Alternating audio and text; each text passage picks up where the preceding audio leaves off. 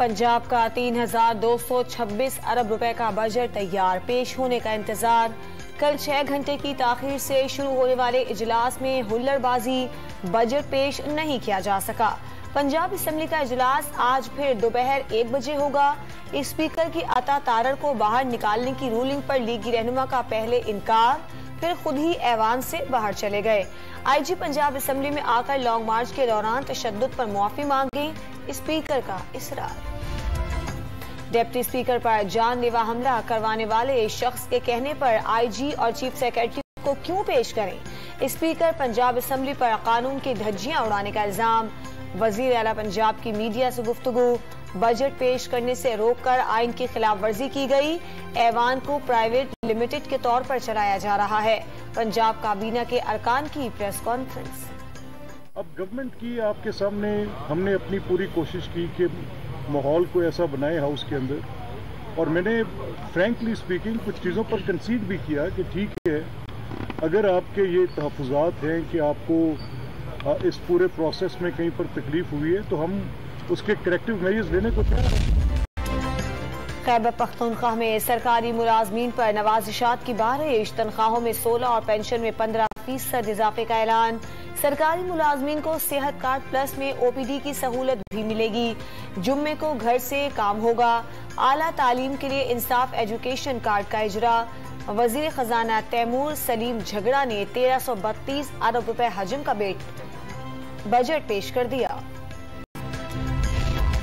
सिंध काबीना का माली साल 2022 और 23 का बजट आज पेश किया जाएगा। कल कुल हजम 1600 अरब रुपए से जायद होने का इम्कान। तरक्याती स्कीमों के लिए 320 अरब रुपए से जायद मुख्तस करने की तजवीज। कराची के लिए 250 मजीद बसों की खरीदारी के लिए रकम मुख्तस की जाएगी। कोई इजाफी टैक्स नहीं लगाया जाएगा।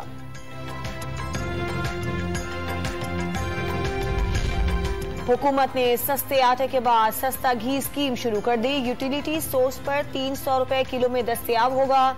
विफाकी वजीर इत्तलात मरियम औरंगजेब का ऐलान। मुल्क में महंगाई की जिम्मेदारी एक बार फिर साबिक हुकूमत पर डाल दी।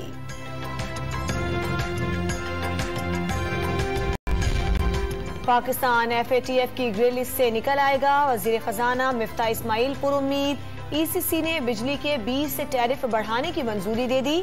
बिजली की कीमतों में इजाफे की हतमी मंजूरी काबीना देगी। पेट्रोल और बिजली पर सब्सिडी खत्म नहीं की तो मुल्क दिवालिया हो जाएगा। वजीर खजाना की मीडिया से गुफ्तगू। हुकूमती दावों के बावजूद लोड शेडिंग का जिन काबू में न आया। कराची के कई इलाकों में 12 से 14 घंटे बिजली गायब रहना मामूल। मुस्तस्ना इलाके भी लोड शेडिंग से महफूज नहीं रहे। इस्लामाबाद और पंजाब के कई शहरों में 6 से 8 घंटे तक बिजली की आंख मचोली। बलूचिस्तान के देही इलाकों में 18 घंटे तक बिजली गायब रहने लगी। हमने इनके खिलाफ जद्दोजहद करनी है। इंशाअल्लाह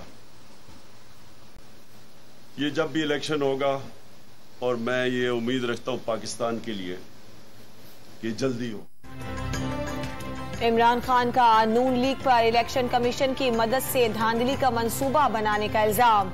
महंगाई कम करने के दावों के साथ आने वालों ने पेट्रोल, डीजल और बिजली की कीमत बढ़ा दी। हुक्मरानों में जुर्रत है तो रूस से तेल खरीदे, साबिक वजीर आजम का चैलेंज।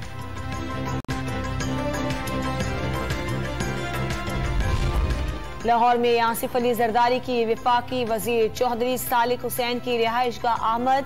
चौधरी शुजात और तारिक बशीर चीमा ने साबिक सदर का इस्तकबाल किया। दोनों जमातों के रहनुमाओं का मिलकर चलने का आज़म। जरदारी ने चौधरी शुजात को सियासी असासा करार दे दिया। MQM पाकिस्तान को नुकसान पहुंचाने वाले अनासिर आज खुद बेनाम हो गए। मुख्तलिफ सियासी जमातों से कारकुनान आज MQM पाकिस्तान में शामिल हो रहे हैं। मुत्तहदा कौमी मूवमेंट के मिशन, मकसद और जदोजहद में ये साथी शामिल होंगे। NA 240 लांढी में MQM राबता कमेटी की प्रेस कॉन्फ्रेंस। कराची में चाइनीज के बाद यूरोपीय मयार की बसें भी चलती दिखाई देंगी। हुकूमत सिंध की टर्किश कंपनी को शहर अकायद में बसें लाने की दावत, तुर्क कंपनी ने रजामंदी जाहिर कर दी। गुरुद्वारा जन्म स्थान ननकाना में जोड़ मेले की 3 रोजा तकरीबात खत्म। भारत से शिरकत के लिए आए सिख यात्री तकरीबात के बाद लाहौर रवाना। यात्रियों ने क़याम के दौरान सहूलियात और सिक्योरिटी के बेहतरीन इंतजामात पर हुकूमत पाकिस्तान का शुक्रिया अदा किया। कराची में सहाफी नफीस नईम के अगवा की सीसीटीवी फुटेज सामने आ गई। फुटेज में 3 अफराद को नफीस नईम को गाड़ी में जबरदस्ती बिठाकर ले जाते हुए देखा जा सकता है। वजीर दाखिला राना सनाउल्लाह का नोटिस, आईजी सिंध को फौरी बाजियाबी की हिदायत कर दी। मुल्क भर में मानसून सीजन का आगाज। कश्मीर, गिलगित बल्तिस्तान समेत शिमाली इलाका जात में मानसून की पहली बारिश। महकमा मौसमियात ने कराची में 22 जून से मानसून बारिशों के पहले स्पेल की पेशगोई कर दी।